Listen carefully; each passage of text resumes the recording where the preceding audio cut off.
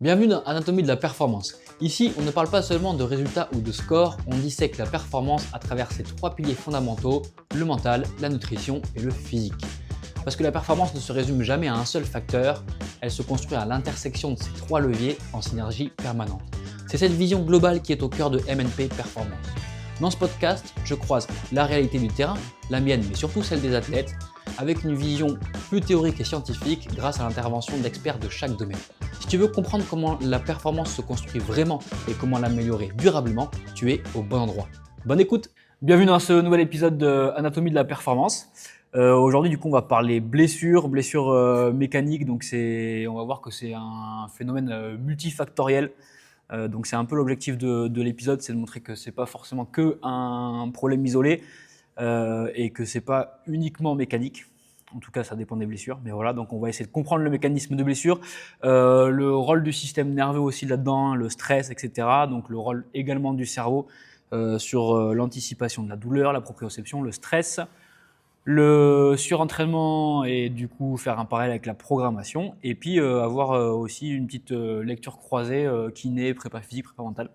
Donc c'est un peu l'objectif du podcast. Et pour ça, du coup, je suis pas tout seul. J'ai Clément qui est avec moi. Salut Clément. Salut. Je vais te laisser te présenter du coup. Moi c'est Clément, je suis kiné depuis maintenant à peu près un peu plus de 10 ans on va dire. Ça fait même 3 ans que je fais que du déconventionné, c'est-à-dire que je passe même plus par la sécurité sociale maintenant, ni par des ordonnances pour travailler. Sinon, j'ai essentiellement travaillé avec des sportifs de plus ou moins bon niveau.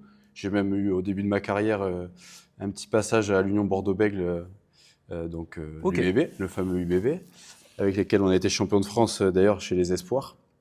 Enfin bon, bref, et ça fait maintenant un peu plus de 5 ans que je travaille aussi avec Eric Scomp et avec Alex Richard, donc sur la programmation de CrossFit, toujours sur tout ce qui est planification de la force, mais aussi prévention des blessures. Ouais, ok. Et il nous met des bons blocs d'ailleurs.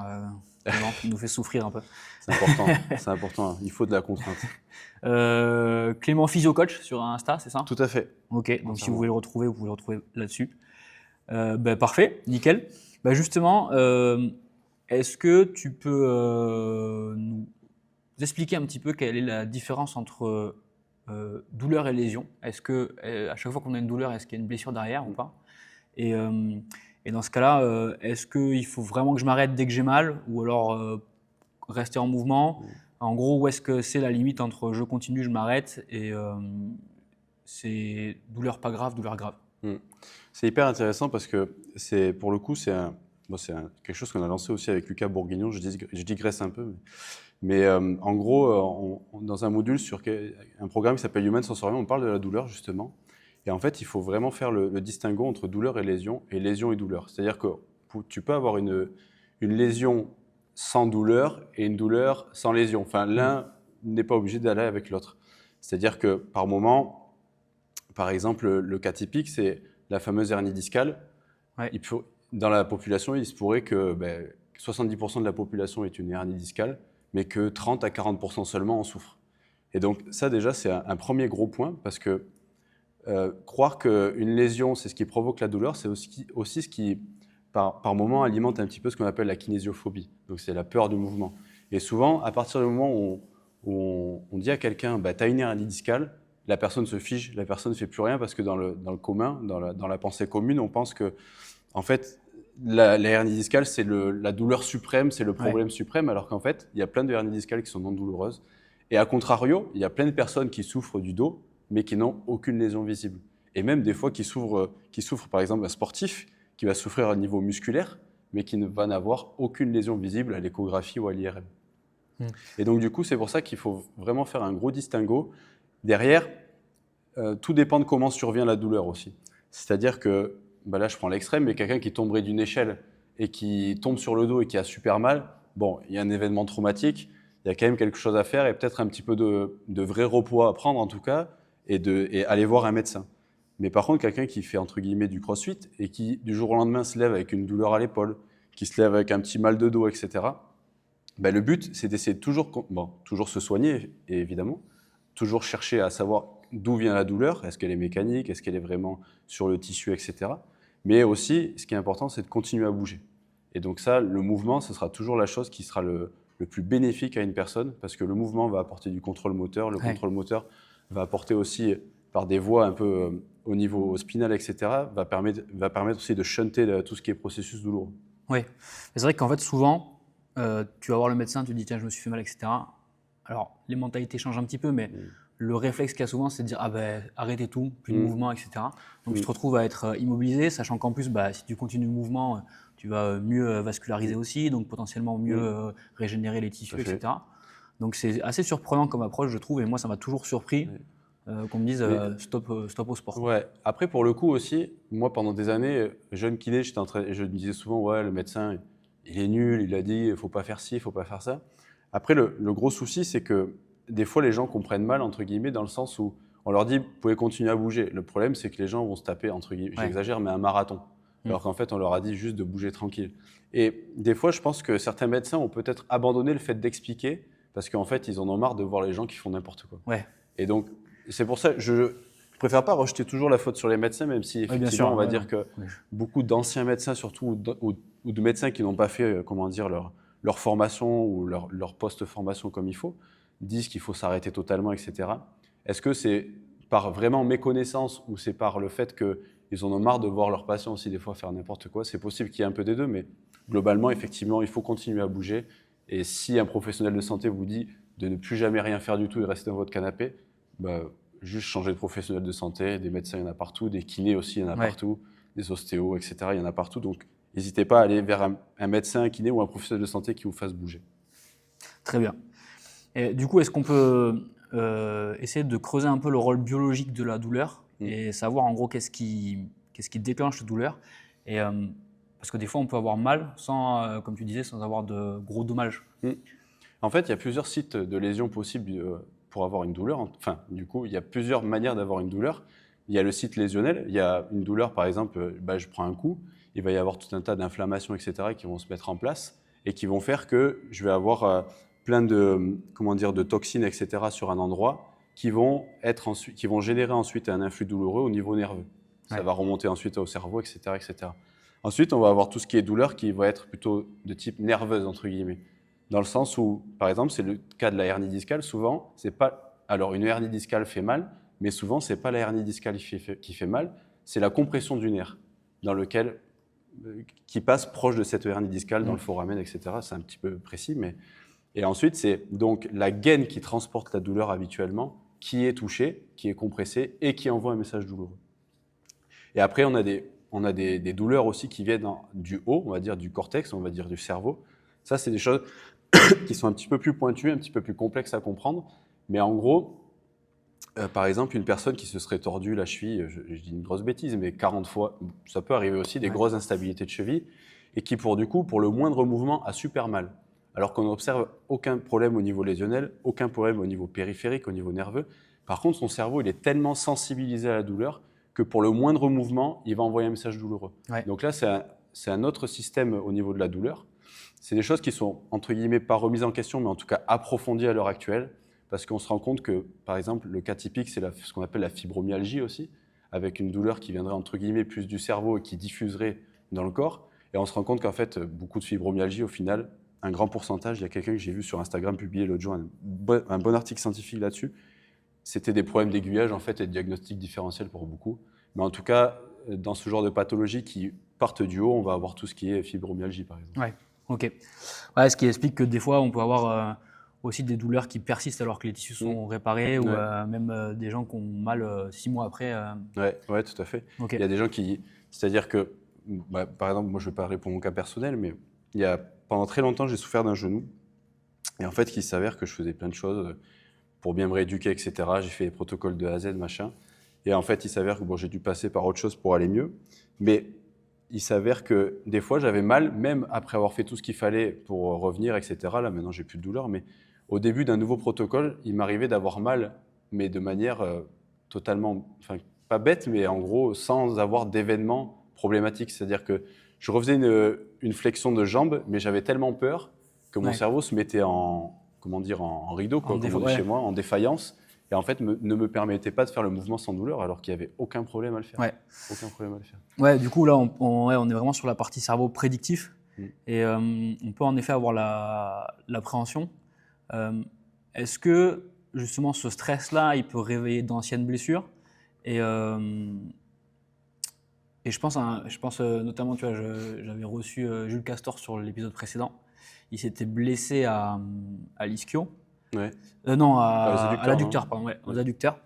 Et donc, du coup, tu vois, il a pas squatté pendant un moment. Il avait les périodes de qualification à faire, là, où il fait des très très bonnes barres.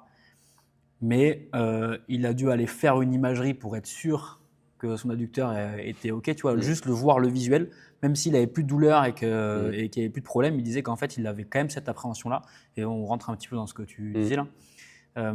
Donc, quel rôle, en gros, quel impact ça peut avoir cette partie du cerveau prédictif de se dire attention, j'ai une douleur, je me mets un peu en retrait. Enfin, le cerveau va lui-même activer des freins. Et est-ce que ça, c'est chez tout le monde ou alors c'est vraiment que dans un cas où tu dépasses un certain seuil de traumatologie, on va dire. Mais pour le coup, ça c'est hyper commun puisque en fait l'être humain est fait pour éviter tout ce qui est négatif, tout ce qui lui est négatif et négatif à sa survie. Enfin, je l'invente pas pour le coup aussi, c'est quelque chose que j'ai beaucoup vu avec Lucas Bourguignon sur tout ce qui est développement sensoriel. Mais le cerveau, il est fait pour évacuer tout ce qui est négatif. L'objectif, c'est la survie. Pour le cerveau, quoi qu'il arrive, c'est la survie.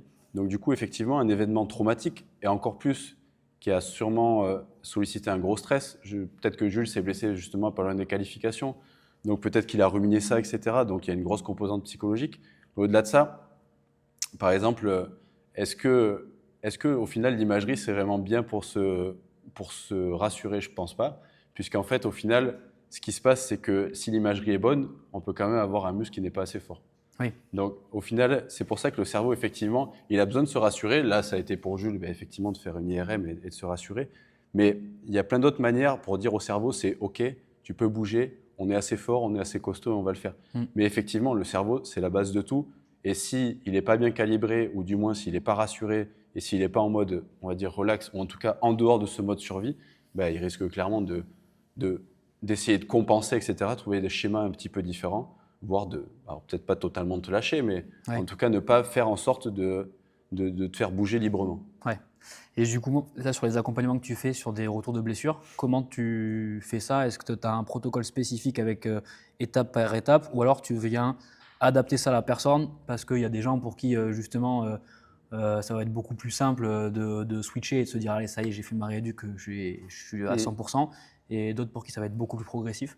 En fait, en rééducation, c'est pour ça que c'est assez compliqué aussi, mais en rééducation, si on s'en réfère juste à la rééducation pure et dure avant le retour à l'entraînement, effectivement, il y a toujours cette phase de remise en confiance, etc., qui va être un peu laissée de côté au cabinet parce qu'on n'a pas trop le temps. Et l'avantage du déconventionné, c'est qu'on a beaucoup plus de temps pour faire tout ce qui est retour au sport, etc.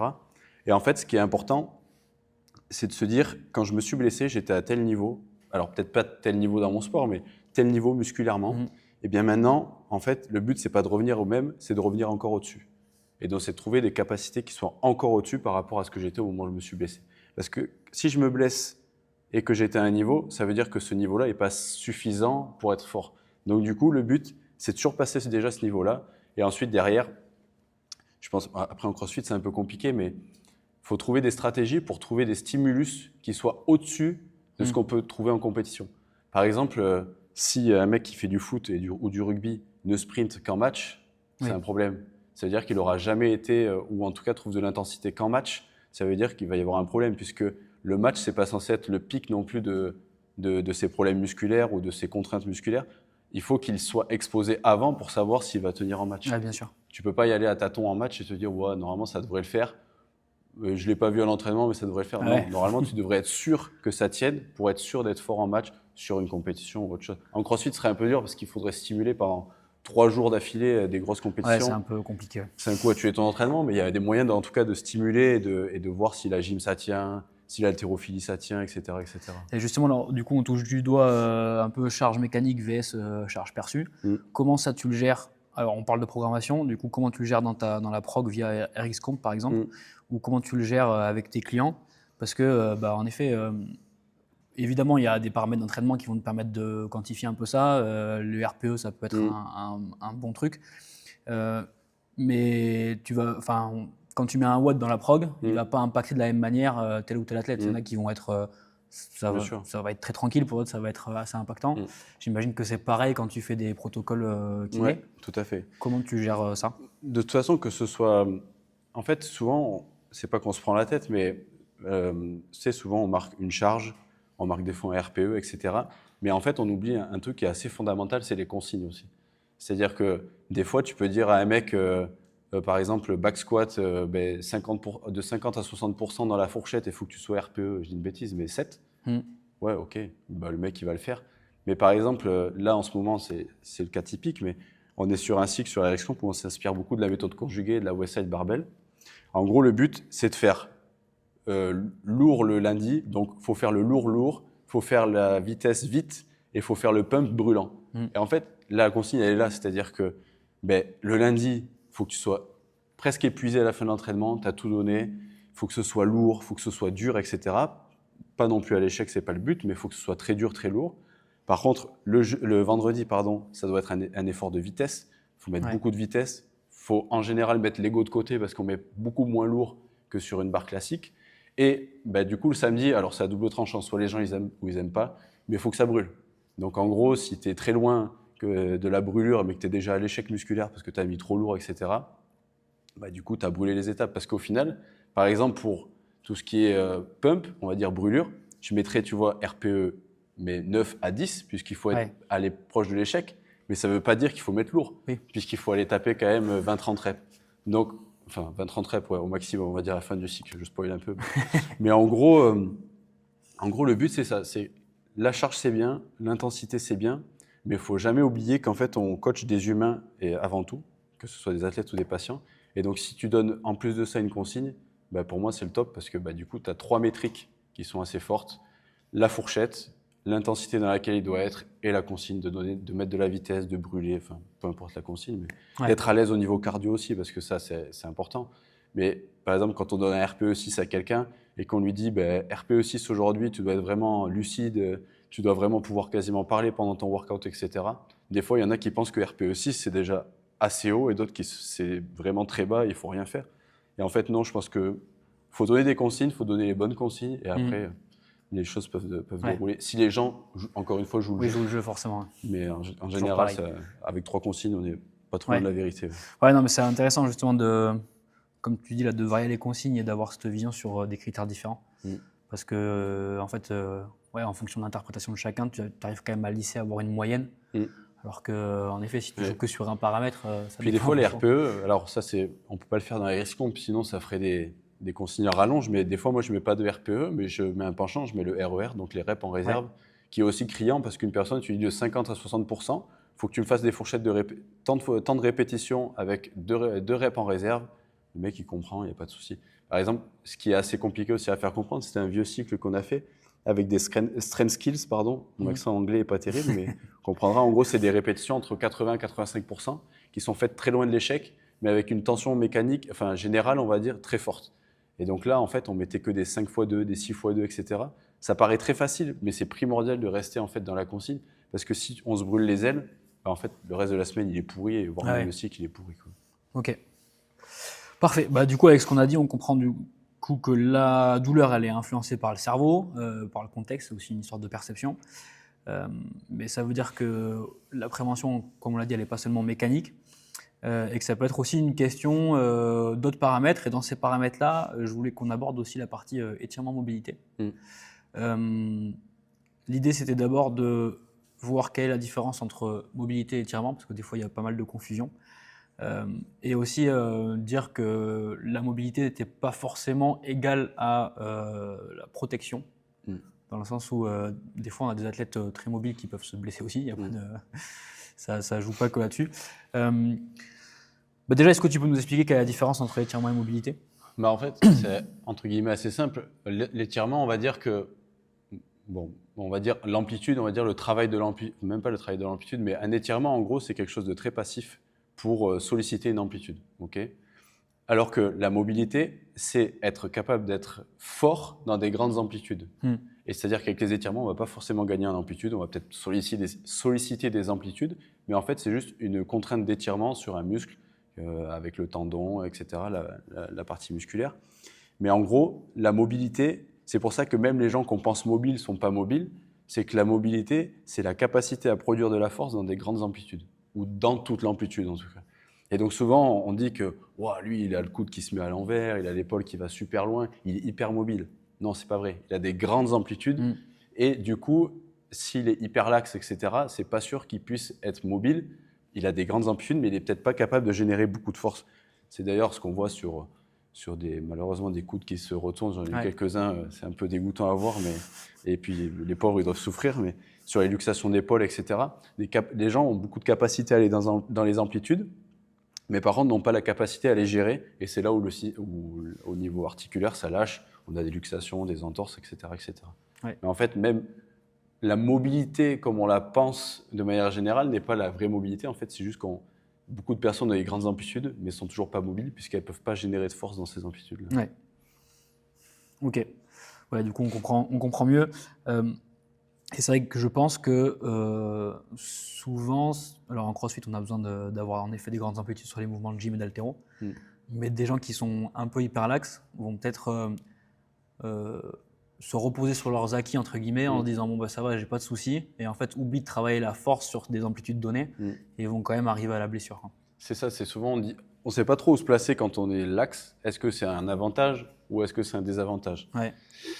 Tout dépend comment on le voit, et puis tout dépend aussi du laxisme. Il y a des gens qui sont hyper laxes, et peut-être que l'extrême laxité est pas bonne. Mais je pense que globalement, beaucoup de personnes qui sont laxes pourraient avoir un gros avantage sur des gens qui sont très raides, on va dire, puisqu'ils ont déjà ce facteur-là, amplitude. Ils n'ont plus qu'à renforcer l'amplitude. Encore faut-il savoir le faire, surtout. Ouais, bien sûr. Savoir bien le programmer, etc. C'est assez compliqué. Et puis surtout qu'en général, on nous enferme dans le fait que tu es hyper laxe, tu devrais limiter tes mouvements, etc. Alors qu'au final, tu devrais plutôt apporter du contrôle dans les mouvements que tu peux faire. En fait. Ouais, ok. Donc il y a, on l'a dit, du coup il y a la partie mobilité qui est importante. Il y a un autre truc qui est important aussi, ça va être la charge d'entraînement. Alors j'ai fait un podcast, je crois que c'est le premier épisode sur le burn-out de l'athlète, et je parle un peu donc de ce qu'est le burn-out et le surentraînement, parce que c'est quand même assez lié. Donc je vous invite à aller écouter ce podcast parce qu'il est assez détaillé sur les phénomènes physiologiques qu'il y a. Mais du coup, ma question, c'est, en gros, on a du surentraînement. Il y a du surentraînement qui va être fonctionnel, donc avec de l'overreaching maîtrisé, et histoire de mettre des pics très volontaires à un certain moment. Et il y a du surentraînement qui ne l'est pas du tout, où là, vraiment, on vient vraiment toucher du doigt la blessure. Comment, en tant que coach ou athlète, on peut arriver à savoir où est-ce qu'on est? Est-ce qu'on est dans quelque chose qui est maîtrisé ou pas? Et quels signaux faibles on peut réussir à capter justement avant d'aller dans le mur, quoi. Mais déjà, pour le savoir, si la surcharge est fonctionnelle ou pas, c'est déjà parler entre athlète et coach.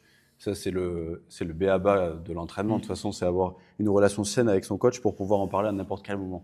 Après, dans le CrossFit, on a un peu moins ce problème-là puisque c'est un sport individuel. Et si vous parlez de votre fatigue à votre coach, vous risquez pas de vous faire disqualifier en compétition. Alors que des fois, dans les sports collectifs, on se dit « Ah, je sais pas si je vais en parler à mon coach, parce c'est pas qu'il va me virer, mais il va pas me faire jouer ce week-end, ou il va me sortir de l'équipe, il va penser que je suis faible, etc. » Et ça, moi, je l'ai vu quand je bossais surtout avec les jeunes qui n'ont pas encore de contrat pro à l'époque à l'UBB. Ils se disent « Ouais, mais en plus, le kiné, pour le coup, c'est vraiment la personne qui a toutes les infos, parce que c'est là où les joueurs se confient le plus. » Et en gros, beaucoup te disent, et on voit les signaux de douleur, on voit les signaux de faiblesse, et en fait, ils n'osent pas le dire. Donc ça, déjà, c'est un premier truc. Il faut vraiment, quand on est athlète, dès qu'on est fatigué, le dire, etc. Parce qu'il y a sûrement de la fatigue qui est normale, puisqu'on la cherche, la fatigue. Derrière, on cherche à récupérer pour effectivement faire l'overreaching, donc basculer ensuite dans une espèce de pic de forme et une surcompensation. Mais qu'est-ce que je voulais dire? Derrière, s'il n'y a pas cette communication-là et qu'au final, on s'enferme dans une routine où on fait no pain, no gain, j'y vais, machin, ça peut être très délétère parce qu'au final, l'entraînement, en fait, on passe trop de temps à faire un entraînement quantitatif et très peu qualitatif, alors que l'entraînement pourrait être beaucoup moins volumineux et plus qualitatif si on parlait un peu plus, notamment quand on est fatigué, parce qu'en fait, sûrement qu'on passe à côté des intentions d'entraînement.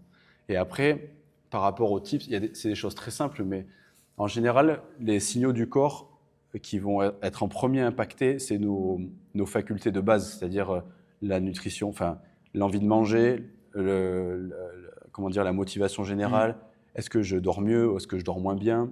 Est-ce que la libido aussi? Ouais. La libido, ça rentre en ligne de mire.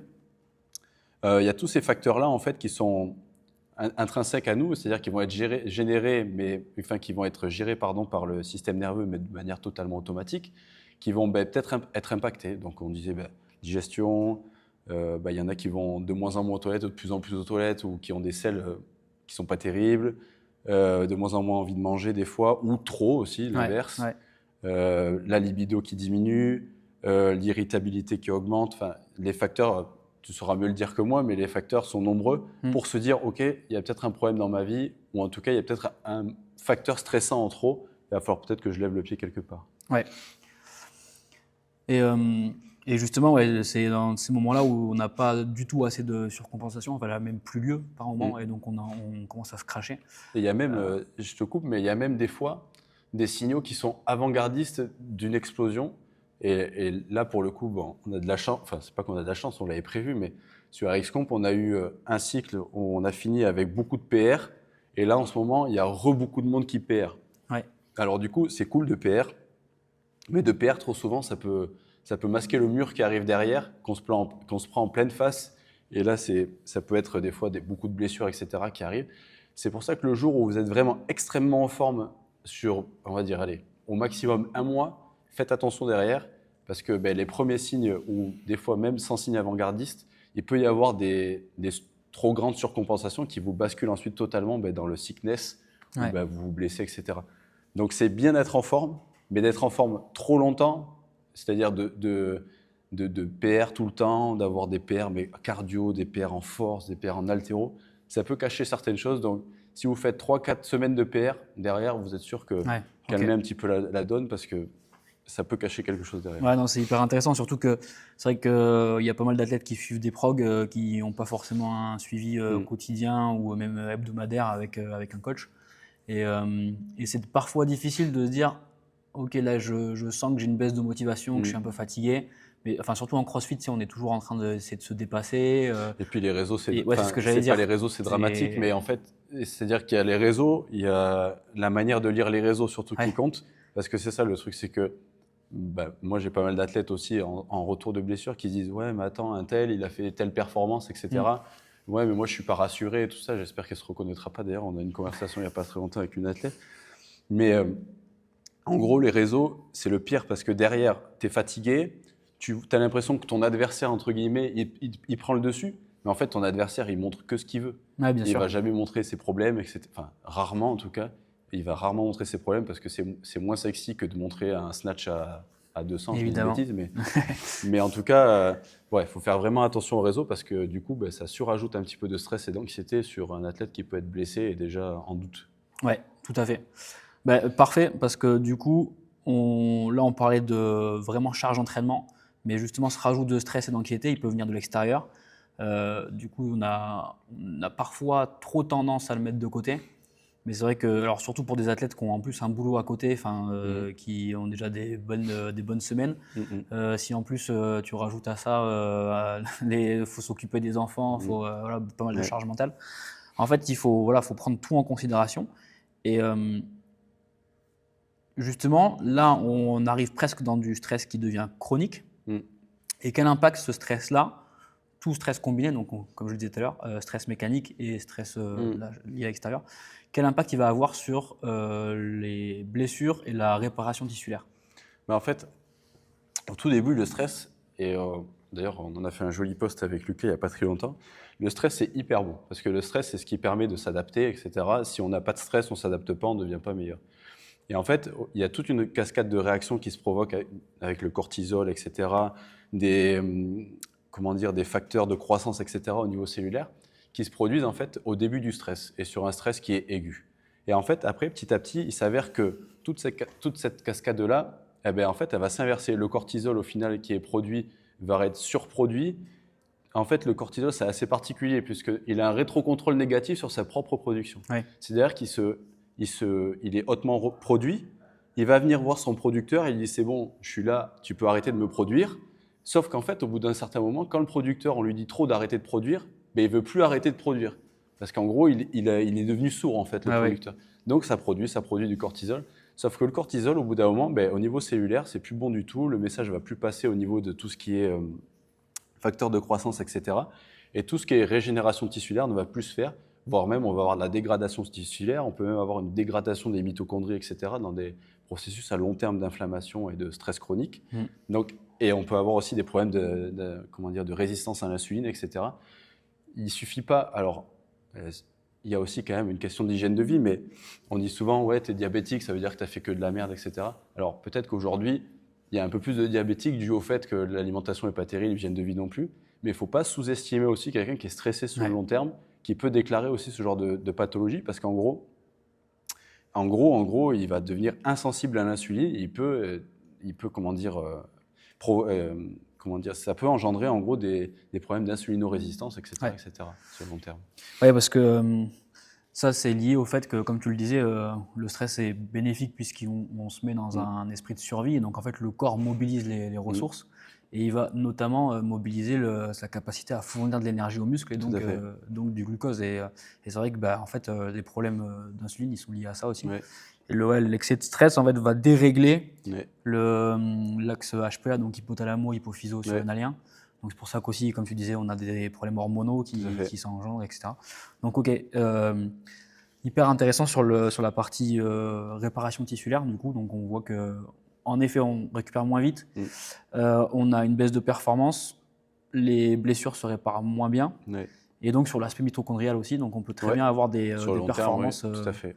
Une baisse de VO2, de cardio. Tout à fait. Ok. Ouais. Et dans ces cas-là, pourquoi, je vais faire une question bête volontairement, mais si je me sens pas bien, etc., ou que je rentre un peu dans le surentraînement, que je me blesse, pourquoi est-ce que ça suffit pas si je m'arrête 3 jours et que je reprends derrière? En fait, le problème, c'est que déjà, il va falloir sûrement checker un petit peu au niveau tissulaire ce qui s'est passé dans ton corps, etc. Et si je m'arrête au bout de 3 jours, en gros, c'est comme quand on te dit de tout arrêter au niveau du sport quand tu vas voir un médecin. Le problème, c'est qu'on ne te donne pas les clés pour aller mieux. C'est-à-dire qu'on te sort de l'environnement stressant, mais derrière, tu vas y repartir. Et en fait, pendant 3 jours, on t'a sorti de l'environnement stressant pour ensuite te remettre dedans, mais toujours avec les mauvaises capacités. Donc le but, effectivement, c'est bien des fois de se remettre en retrait de l'événement stressant ou du stresseur, on va dire. Mais quand tu fais ce retrait-là, c'est toujours bien de travailler pour avoir plus de capacité que quand tu étais là avant d'être trop stressé. Donc tu peux enlever l'élément stressant et après derrière, au lieu de te réexposer d'un seul coup à l'élément stressant, c'est de faire des expositions progressives à l'élément stressant. C'est-à-dire, c'est comme les gens qui ont du mal à faire des bains froids, tu les mets dans le froid direct, ils sont en PLS. Le but, c'est peut-être mettre un orteil, ensuite je mets une cheville, je dis une bêtise, mais je mets un tibia, je mets un genou, etc. et progressivement, j'y vais en entier. C'est un peu la même chose avec le stress quand il est trop fort. Et encore une fois, j'en parlais justement avec l'athlète qui était très stressé la dernière fois, etc. Je lui disais, mais ok, quand tu vas en Bretagne, t'es trop bien, t'es chez tes grands-parents, ça fait du bien et tout. Ouais. Mais en fait, quand tu reviens du côté de chez toi, ça va plus du tout, etc. T'es pas bien. En fait, ton élément stressant, ton chez toi, en fait, tu peux pas l'amener en Bretagne, ou en tout cas pas pour le moment. Ouais. Donc, qu'est-ce que tu fais? Est-ce que tu fais un burn-out, entre guillemets? Est-ce que tu exploses? Est-ce que tu vas vivre toute ta vie chez tes parents en Bretagne? Ou est-ce que tu essaies d'avoir tes capacités, d'augmenter tes capacités là où tu habites? Et je pense qu'en fait, le secret, c'est surtout d'essayer d'augmenter ses capacités. Peut-être de temps en temps, aller voir ses parents en Bretagne, c'est bien. Mais puisque tu passes 90% du temps dans un élément stressant, dans un environnement stressant, autant avoir les atouts pour y faire face. Ouais, ok. Donc, on l'a compris, réparer un tissu, ça ne suffit pas. Ouais. Il y a une approche globale à avoir. Tout à fait. Donc, il faut se réentraîner et au final, on réentraîne un peu le cerveau aussi. Tout à fait. Et donc, on peut parler aussi de neuroplasticité, donc la capacité du cerveau à s'adapter et à évoluer. Je vais contextualiser un peu la chose pour te lancer après sur les questions, parce que je pense que ça va faire plein de parallèles avec ce que tu fais comme boulot et notamment avec Lucas. Du coup, il faut bien comprendre que le cerveau, lui, il est aveugle entre guillemets et il va capter un peu tous les signaux que lui envoie son système nerveux. Et donc ça, c'est tout le principe de proprioception aussi, de se dire, OK, où est-ce que je suis dans l'espace, quelle intensité je mets, comment vont mes tissus, etc. Et donc là, je pense que tu pourras faire sûrement du pareil avec le côté sensoriel et réflexe. La question que j'avais, c'était l'inhibition neuromusculaire. C'est-à-dire, comment tu fais pour t'assurer que après blessure, le muscle fort il soit bien recruté et que, alors on a parlé de reprise de confiance, mais là c'est même plus une histoire de confiance, c'est une histoire plus de système nerveux. Comment tu fais pour que, en gros, les gens retrouvent 100% de leur capacité et surtout que les connexions d'unités motrices se fassent bien, quoi. En fait, si je prends un exemple assez classique, c'est les inhibitions qu'on a, par exemple, quand on revient d'un croisé. C'est un truc qu'on voit extrêmement souvent avec un quadriceps, par exemple, qui ne veut plus répondre. Ou en tout cas, on a l'impression qu'il répond quasiment à 100%, mais en fait, quand on fait des analyses de plus proche, la personne a du mal à verrouiller en extension, a vraiment une capacité au niveau musculaire qui est moindre. En fait, et après, c'est pareil, c'est pas chez tout le monde pareil, mais quand on a souffert d'une blessure, et d'une blessure à long terme ou à court terme, etc., on peut avoir des inhibitions musculaires. Et en fait, au niveau du cortex, il s'avère que ces inhibitions musculaires sont dues à une mauvaise activation aussi au niveau du cortex frontal, etc., donc de la commande motrice. J'ai envie de bouger, mon cortex se met en marche, sauf que là, il ne fonctionne plus correctement. Et il s'avère que pour lever les inhibitions motrices, il y a des choses qui sont assez puissantes à faire. Et pour le coup, nous étions équipés dans l'ancien cabinet, c'était assez fou de voir pas le avant-après, mais le avec et sans. Okay. C'est-à-dire qu'on faisait ce qu'on appelle le fameux écrase-coussin au cabinet quand on réveille un quadri. Et si on le faisait sans rien, la personne elle contractait et tout, mais elle ne sentait pas grand-chose. Et derrière, on utilisait une machine qu'on appelle un biofeedback, c'est-à-dire avec des électrodes, des patchs qu'on mettait sur le muscle, donc sur le quadri, on marquait le reflet de la contraction était sur l'écran. Et donc il s'avère qu'avec un jeu, tout simplement avec le jeu, et le jeu c'est hyper important, avec le jeu, il s'avère que la personne, je crois que c'était un haltérophile d'ailleurs, qui devait lever une barre, on avait mis comme jeu. Et en gros, si la personne contractait assez fort, l'haltérophile levait la barre. Et en fait, c'est bête, mais la personne se donnait tellement, et en fait avait un autre sens stimulé, que ça permettait au cerveau d'être totalement shunté dans la douleur et dans le processus d'inhibition. Mais ça, on va l'avoir aussi avec tout ce qui est laser aussi. Travail au laser, il y en a certains qui mettent le laser au niveau du genou et pour travailler la flexion et le contrôle moteur qui vont faire viser tout simplement une direction avec le laser. On peut l'avoir aussi quand on a un problème d'extension de genou, le laser qui est ici et normalement la pointe du laser doit venir toucher le bout du pied, ce qui fait que tu lèves et tu essaies d'avoir le point qui vient sur ton dessus du pied. Tu peux avoir aussi un travail au métronome aussi qui est intéressant, avec une entrée auditive au métronome. Et en fait, c'est tous ces apports-là de sens extérieur qui vont te permettre de lever l'inhibition musculaire. De manière assez c'est hyper intéressant de faire le parallèle entre tu viens susciter un autre sens, en gros tu viens le coupler à ton mouvement et du coup ça… c'est des voies totalement différentes du coup qui se mettent en marche et qui permettent de… c'est comme si tu avais le frein à main et là tu actives une autre voie et tu baisses le frein à main et du coup niveau musculaire, ça marche. Et puis au niveau du cerveau, tu fais fonctionner aussi différentes parties et du coup ça marche mieux. C'est un peu comme en visualisation, à chaque fois on dit que faut essayer d'activer le plus de choses possible pour faire croire à ton cerveau qu'il a déjà vécu l'événement, tu vois. Donc tu vas essayer de ressentir d'un point de vue mouvement qu'est-ce qui se passe, essayer de trouver des sensations de chaleur, des sensations de bruit, des odeurs, etc. pour activer absolument toutes les parties du cerveau. Et ça aussi, je pense que c'est un truc qu'il faut exploiter. Ça va exploiter un peu plus tard, mais chaque chose en son temps. Mais il y a plein d'études qui montrent que l'expression du mouvement, donc faire le mouvement et imaginer le mouvement, pour le cerveau, c'est exactement la même chose. Après, il faut des bonnes conditions, etc. Mais c'est là où c'est puissant, c'est qu'on peut peut-être entretenir peut-être pas des qualités musculaires, puisqu'on ne les travaille pas, mais en tout cas des qualités techniques à une personne qui est blessée, qui ne peut plus bouger, avec de la visualisation. Tu en parleras beaucoup mieux que moi, je pense, mais en tout cas, pour le cerveau, c'est la même chose d'imaginer le mouvement que de faire le mouvement. Donc, c'est hyper puissant. C'est hyper intéressant. Ça veut dire que tu peux commencer de la rééducation sur quelqu'un qui est immobilisé, potentiellement, ou en tout cas limiter ce risque de perte, d'inhibition pour la suite. Moi, la fois où j'en avais parlé avec d'ailleurs, c'est un copain qui est aussi kiné, Lucas Langlois, qui est à Bordeaux. C'est un ancien mec de l'équipe de France de wakeboard. Bon, après, il a une grosse conscience corporelle. Mais il me disait, moi, quand j'étais jeune, pour apprendre une figure, je la regardais 4 ou 5 fois sur YouTube, je l'imaginais et après, je la rentrais quasiment d'un coup. Ouais. Et en fait, c'est ça, c'est que son cerveau, après, ses proprioceptions énormes, c'est des mecs qui sont très très forts. Il n'y a qu'à voir les figures en wakeboard, mais ils ont une proprio de fou. Mais en fait, il n'y a qu'à imaginer sur un cerveau qui est aussi mature la figure pour pouvoir la rentrer derrière. Je pense que si on fait la même chose avec un gymnaste, bon, certes, ils ont des espèces de bacs en mousse, etc., pour être safe, mais je pense que c'est quasiment la même chose. Du premier coup, ils arrivent à comprendre la figure, à se mouvoir dans l'espace, etc. Et c'est là où on voit que le cerveau, il est vraiment hyper puissant quand il est entraîné. Ah ouais.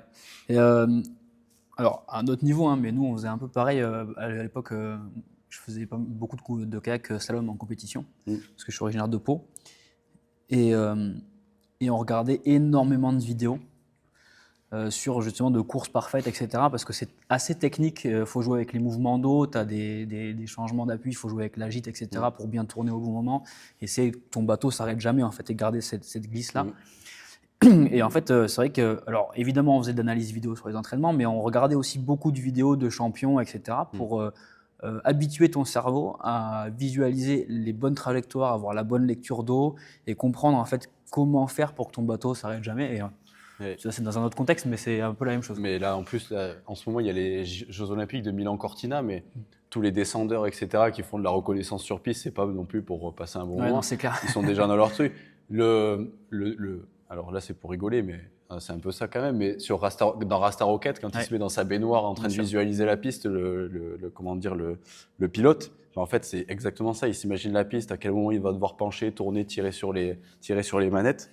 Donc, la visualisation, effectivement, c'est hyper puissant, même si dans Rasta Rocket, on en rigole, mais c'est quand même une base, effectivement. Ouais.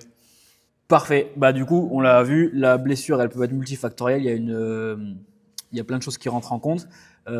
Et jusqu'où on peut pousser un athlète sans casser cet équilibre. En gros, on a abordé un petit peu le sujet, mais c'est capacité d'adaptation et capacité de tolérance. Comment tu fais, notamment dans le travail que vous faites avec Alex sur RxComp, comment vous arrivez à gérer cette comment dire,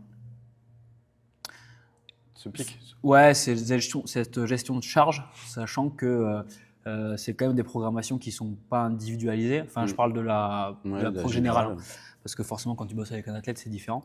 Mais du coup, vous êtes obligé de faire un truc qui va globalement être accepté par tout le monde. Ouais. Mais en fait, il faut regarder la saison. Malheureusement, il y a un peu des compétitions n'importe quand, mais déjà, il faut regarder la saison et construire en fait le programme à l'envers. C'est-à-dire que souvent, on se dit, aujourd'hui, je vais faire ça, parce qu'après, je vais faire ci, après, je vais faire ci. Et en fait, non. On regarde la saison et on fait à l'envers. Donc là, il va y avoir les compétitions on va dire, à partir de juin jusqu'à... même plus fin août, c'est plutôt début août maintenant. Il n'y a plus trop au mois d'août. Ça dépend des Marseille avant, qui était fin août. Et en fait, on remonte à rebours comme ça la saison. Et donc, on se dit, de juin à août, il y a les compétitions. C'est-à-dire que le mois d'avant, c'est-à-dire que déjà 2 semaines avant ce bloc-là, il faut être en forme. Enfin, il ne faut pas être en forme, mais on peut être fatigué, mais on aura 2 semaines pour récupérer. Ensuite, ça veut dire que, alors là, je parle plus pour moi, de mon côté force, on va dire. Je sais qu'avant ces 2 semaines-là, je vais avoir un cycle plutôt de puissance. Donc, combien de temps je fais? Je vois par rapport à l'instant T, là où on est. Ensuite, je sais qu'avant ce cycle de puissance, je vais devoir avoir un cycle de force. Et ensuite, avant ce cycle de force, je sais que je vais avoir un cycle d'hypertrophie ou en tout cas de préparation au cycle de force. Alors après, ce qu'on met à l'intérieur, ça dépend un petit peu de ce qu'on vient de faire aussi les années d'avant et ce qu'on n'a pas fait aussi surtout. Mais en fait, il faut remonter à rebours comme ça et déjà tu sais où tu vas aller concrètement dans la saison et où est-ce que le pic de forme ou le pic de fatigue plutôt va arriver. C'est-à-dire que quand on va faire tout ce qui est hypertrophie, on n'aura pas travaillé des gros pourcentages, par contre le volume sera très fort, très très fort. C'est-à-dire qu'avant de rentrer dans le cycle de force, on va sûrement devoir faire une décharge. Et là, c'est une décharge volontaire qui n'est pas totale et qui n'est pas non plus une décharge d'intensité. On va peut-être drastiquement réduire le volume, on va même peut-être introduire le cycle de force, mais autour, on ne va pas faire grand-chose. Parce qu'on sait que cette semaine-là, il faut se régénérer. Et d'autant plus que, ça c'est un détail, mais en général, les garçons supportent très mal le fait de ne pas faire de décharge. Ça c'est hormonal, mais un garçon, enfin les mecs vont avoir quand même en général beaucoup plus de mal ou risquent de se blesser beaucoup plus qu'une nana si en fait il n'y a pas ces cycles de décharge qui arrivent relativement souvent. Et quand je dis souvent, c'est de 4 à 6 semaines. Au-delà, ça peut le faire, mais on va avoir des niveaux hormonaux qui vont peut-être baisser chez les garçons, un peu moins chez les filles, qui sont faites sur l'entraînement à plus long terme. Ok. Qui n'ont pas que des désavantages. Ouais. Elles ont peut-être moins de force, mais elles ont des capacités de résistance sur long terme qui sont un peu plus longues. Et donc du coup, à chaque phase comme ça, nous, ce qu'on aime bien faire, c'est à chaque différentes phases, donc phase d'hypertrophie, on va dire phase de travail de la force, ou en tout cas de construction de la force, on va mettre une petite décharge au milieu. Ça nous permet de gérer un petit peu la fatigue. Ce qui est assez amusant avec les années, c'est que chez ceux qui sont plus expérimentés, ils savent que c'est normal d'être fatigué pendant la semaine de décharge. Et ça, je le dis souvent aux gens qui disent « ouais, je suis épuisé », c'est normal. On a fait exprès. C'est pas qu'il faut être épuisé pendant la semaine de décharge, c'est que c'est la semaine pour être fatigué et pour récupérer. Donc c'est OK. Parce que souvent, c'est ça qu'on se dit. On se dit « ouais, semaine de décharge, je vais être trop content, je vais faire plein de choses chez moi ou je vais faire d'autres choses que je fais jamais. Au final, je suis à plat. » Mais en fait, c'est OK. C'est normal d'être à plat. On est là pour récupérer pendant cette semaine et après, on repart. Et comme on repart progressivement sous forme de vague, en fait, on ondule en fait, dans l'intensité, c'est OK. Tu vas monter, tu vas être fatigué au moment de la décharge, ça redescend ensuite, on remonte, etc. etc. Ouais. Et en fait, là où la phase qui est la plus compliquée à faire sur une programmation générale, c'est la phase de pic. Ce n'est pas la phase de gestion entre les différentes phases, force, etc. C'est la phase de picking, donc juste avant une compétition. Parce que alors là, quand on lit les études, même quand on est sur le terrain, ça peut aller, il y a des personnes qui ont besoin juste de 3 jours pour être en forme avant une compétition. Il y a des personnes qui ont besoin de 4 semaines pour être en force. Mais on sait qu'en général, c'est une sorte de courbe en U, l'affûtage, et qu'on va avoir 90% des personnes qui sont au milieu, et c'est à peu près entre 10 à 15 jours. C'est pour ça qu'en général, on lève toujours un peu le pied à partir du 10e jour avant une compétition. Ok. Ouais, c'est une courbe de gosse et après tu prends le… Exactement. Ouais, ok. Et sur de la prog perso, est-ce que tu as des athlètes filles que tu suis ? Oui. Et comment tu gères l'impact des cycles ? Parce que du coup, alors des cycles menstruels, là je parle là, parce que forcément, elles vont avoir une variation hormonale qui est hyper importante comparée à un gars et qui a un impact énorme sur leur performance. Donc comment tu arrives à gérer ça ? Alors déjà, c'est un truc qui est fondamental, c'est que l'entraînement féminin, enfin pas l'entraînement féminin, mais quand j'ai une fille qui vient, j'ai un questionnaire qui est énorme et j'ai besoin de savoir comment le cycle menstruel les impacte. Et des fois, il y en a qui ont aussi des contraceptions, etc., qui ne provoquent plus de règles, etc. Donc, il faut savoir tout ça, déjà, c'est la base. Et ensuite, il y a plusieurs grandes écoles. Il y a ceux qui adaptent tout au cycle menstruel et il y a ceux qui adaptent rien, mais au final, il y a une troisième au milieu qui adapte plutôt à l'instant T la programmation à ce qui se passe ou les consignes. Et moi, je suis plutôt là-dedans parce que il y a alors après, c'est aussi des manières de voir, mais j'ai un gros problème avec ceux qui adaptent rien du tout. Ça, c'est pas bien du tout, c'est pas correct. J'ai aussi des écarts avec ceux qui adaptent le cycle même et tout l'entraînement autour du cycle. Parce qu'en fait, une compétition, quand elle arrive, il n'y aura pas d'adaptation. Exactement. Donc, il y a quand même un processus qui est à faire où l'athlète doit travailler là-dessus parce que si un jour elle arrive en compétition qu'elle n'est pas bien, du coup, comment elle fait ? Elle a plus d'armes, etc. Elle a plus de repères. Elle s'est jamais lancée un jour où elle était fatiguée. Par contre, dans le cycle menstruel, notamment quand on a des baisses de forme, quand on est anémié ou quand on a des gros, au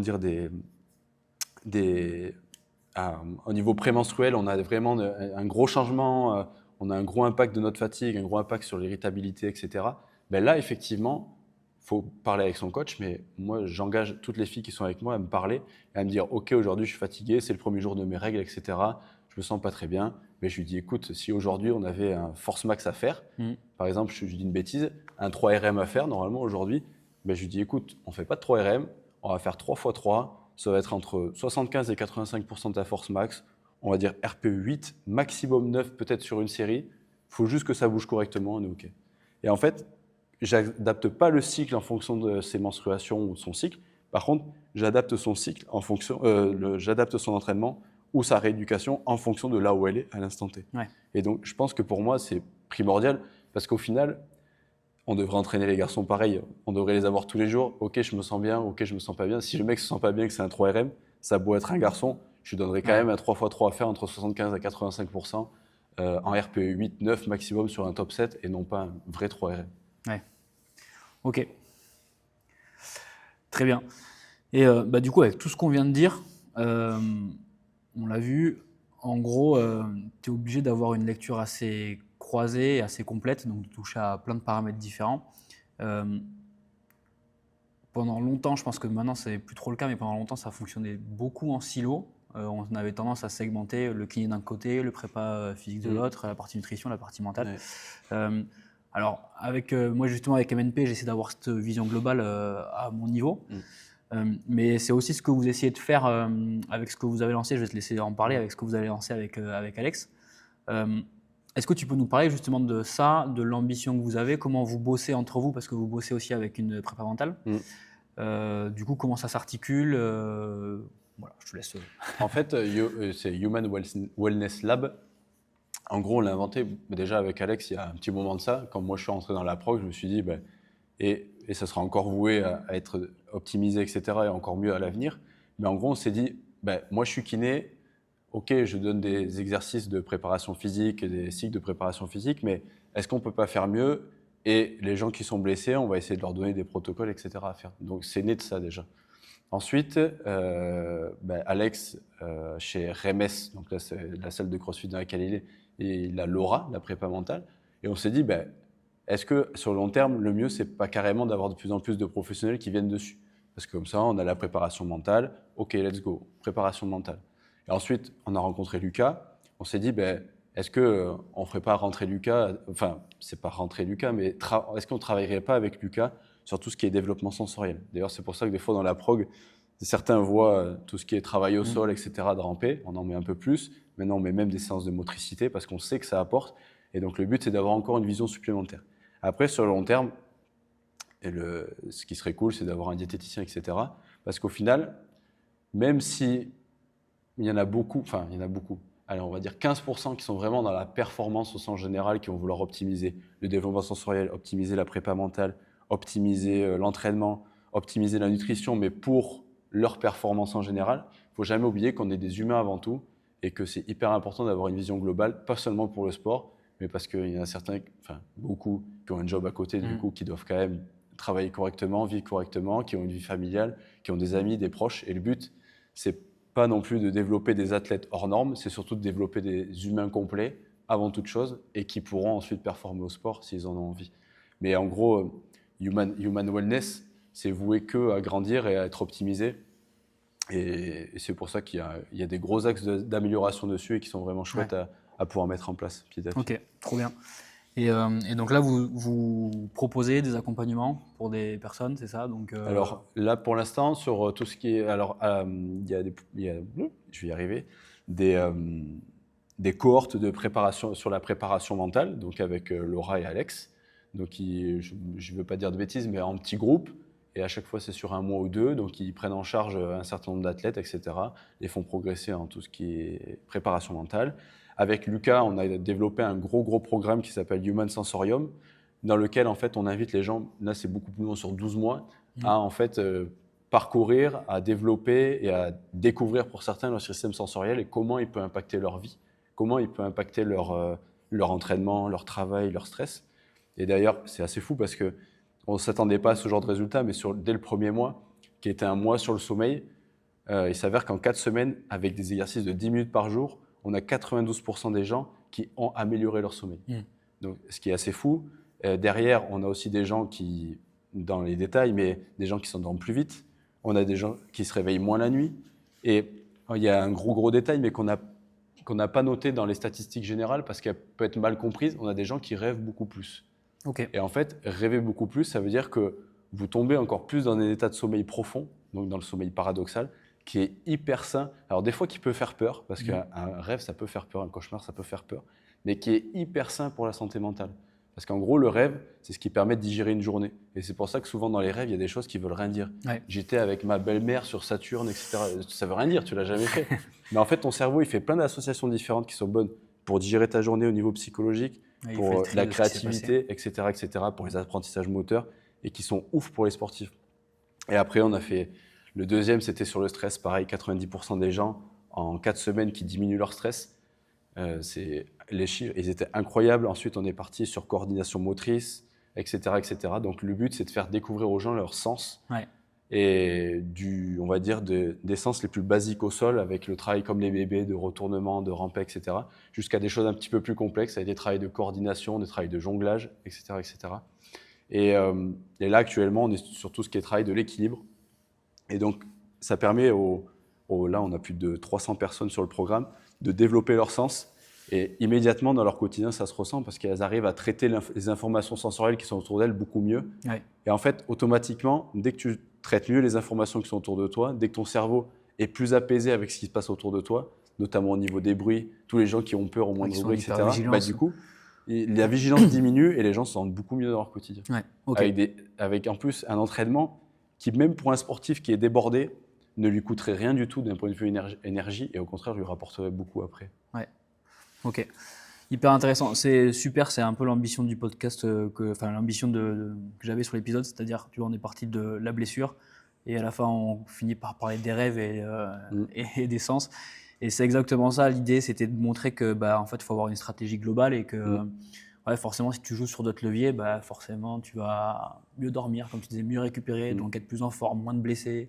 Tout à fait. Donc parfait, et on comprend clairement l'importance de cette vision globale et l'ambition que vous avez du coup à bosser tous ensemble et à proposer ces programmes-là. Écoute, super, moi j'ai fait le tour à peu près de toutes les questions que j'avais. Est-ce qu'il y a un truc que tu voulais rajouter ? À part de bien faire attention à sa santé et de penser, avant d'être, pour beaucoup, ce sera sûrement des athlètes qui verront tes podcasts, mais avant même de vouloir penser à la performance sportive, savoir si déjà en tant qu'humain, je suis performant. Donc, c'est-à-dire, est-ce que je suis bon au niveau de mes sens ? Est-ce que, c'est ce qu'on disait, est-ce qu'au niveau mental, je suis bon ? Est-ce qu'au niveau alimentaire, je suis bon, etc. Parce qu'au final, tout va se répercuter sur votre performance, en tout cas dans le sport. Et donc, même si à court terme, vous avez l'impression que c'est pas ce qui vous est bénéfique, sur le très long terme, c'est ce qui va vous permettre de faire durer la machine très longtemps. Donc, c'est primordial, vraiment primordial de se connaître en tant qu'humain et de développer ses compétences en tant qu'humain avant même de pouvoir les développer en tant qu'athlète. Donc, si tu devais donner un conseil aux athlètes de CrossFit, ce serait soit un meilleur humain et l'athlète suivra. Ouais, sors de la salle. Et surtout, ces trucs. Alors, nous, on le marque en plus sur les semaines de décharge. Moi, je le mets aussi dans la programmation intermédiaire, donc je m'occupe à 100% sur RxComp. Mais souvent, je leur marque sortez de chez vous. Parce qu'en gros, vous êtes trop souvent dans la salle, vous travaillez qu'un plan de mouvement, maximum 2. Développez vos sens, allez dehors, même ayez des interactions avec d'autres personnes que dans votre salle, lisez, un petit peu de cognitif, ça fait du bien, ou même regardez des documentaires que vous n'avez pas le temps de regarder d'habitude, renseignez-vous, etc. Parlez, mais découvrez d'autres choses. Et c'est vraiment primordial pour ouvrir la palette de possibilités, ouvrir la boîte à outils et la développer.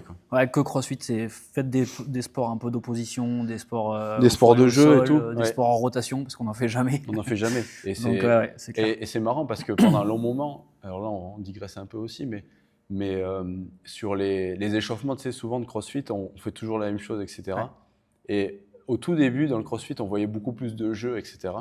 Et maintenant, on voit beaucoup plus de choses standardisées avec élastique, machin. Mais en fait, jouer, bouger différemment pour vos échauffements de CrossFit, ça vous permettra de développer un petit peu plus vos plans de mouvement, développer votre motricité autrement que dans le CrossFit, qui est un sport qui se joue peut-être dans un plan, 2 maximum, et qui en oublie plein d'autres. Et en plus, dans lequel il n'y a pas de jeu, donc il n'y a pas entre guillemets de chaos, il n'y a pas de manière de réfléchir au mouvement, etc. Il n'y a pas de schéma à avoir pour gagner quelqu'un, à part gagner le mec de la ligne d'à côté. Mais en gros, le jeu, même en échauffement, c'est hyper important. Hyper important. Ok, super. Parfait. J'ai une dernière question. C'est qui est-ce que tu aimerais bien entendre sur ce podcast ? Je dirais la maison, Alex Richard, du Antoine Dumain, même Gilliane aussi, à CrossFit Southwest, c'est très bien. En vrai... Tous les gens de la maison sont très très bien. Ça marche.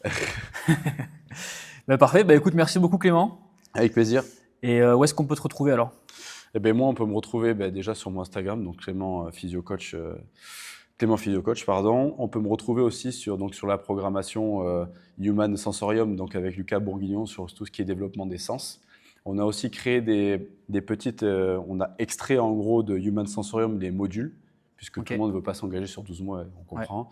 Donc, si vous voulez mieux dormir, n'hésitez pas à envoyer un message. On a un pack qu'on a créé, qu'on a directement sorti de la programmation, qui est le pack sommeil. On a sorti aussi le pack stress.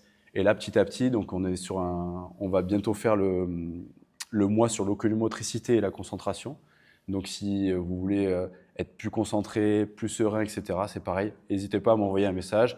On enverra tous les liens possibles pour que vous puissiez connaître un petit peu mieux votre corps et développer vos sens pour mieux gérer l'environnement. Vous aurez tous les liens en description de la vidéo ou du podcast. Et parfait. Ok. Trop cool. Merci. Merci encore et à bientôt. À bientôt. Ciao. Si cet épisode t'a plu, prends 10 secondes pour t'abonner au podcast et laisser une note ou un commentaire. Et pourquoi pas le partager à quelqu'un à qui ça pourrait être utile. C'est ce qui permet à Anatomie de la Performance de grandir et de te proposer un contenu toujours plus qualitatif. Tu peux aussi retrouver MNP Performance sur Instagram pour prolonger les échanges et découvrir du contenu en avant-première. Et si tu veux aller encore plus loin, tu peux réserver un rendez-vous diagnostic gratuit avec moi via Instagram ou directement sur mon site pour qu'on analyse ensemble tes besoins et tes objectifs. Merci pour ton écoute, continue de t'entraîner intelligemment et rappelle-toi, la performance se construit bien avant le jour J.